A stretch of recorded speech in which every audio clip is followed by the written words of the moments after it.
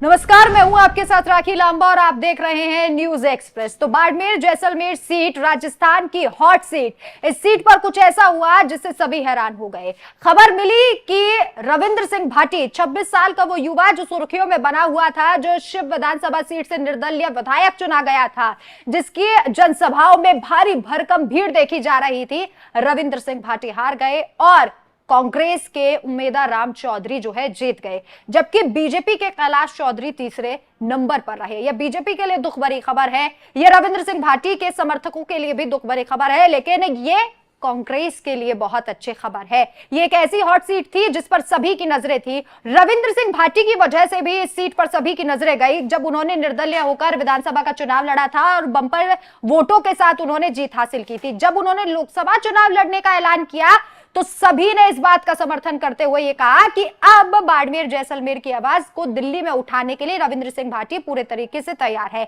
लेकिन यह कहा जा रहा है कि लगभग 2 से 3 लाख वोटों से रविंद्र सिंह भाटी की हार हुई। यह अंतर बेहद ज्यादा था। रविंद्र सिंह भाटी के हार के कारण क्या रहे, इस पर सभी की नजरें हैं।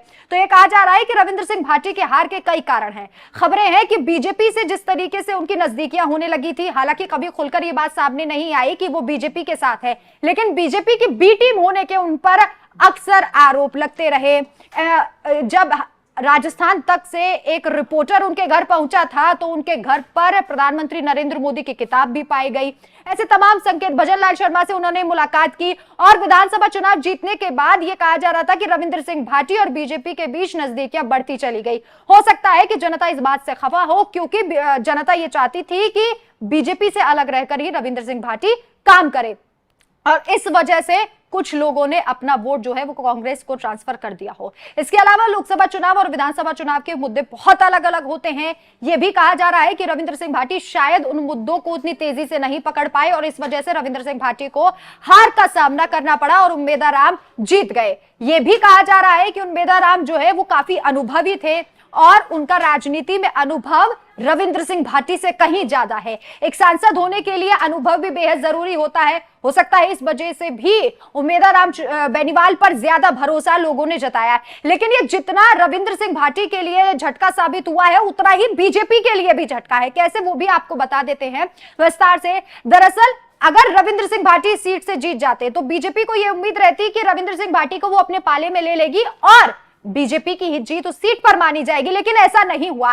रविंद्र सिंह भाटी की हार से बीजेपी को भी दुख हुआ है। यानी कि इस वक्त बीजेपी इस सीट से 2 दुखों का सामना कर रही है, रविंद्र सिंह भाटी की हार का दुख भी और कैलाश चौधरी तीसरे नंबर पर रहे। सबसे बड़ा दुख बीजेपी के लिए है, जबकि इस सीट पर शायद वो दुख थोड़ा कम हो जाता, या तो भाटी जीत जाते या फिर कैलाश चौधरी दूसरे नंबर पर होते।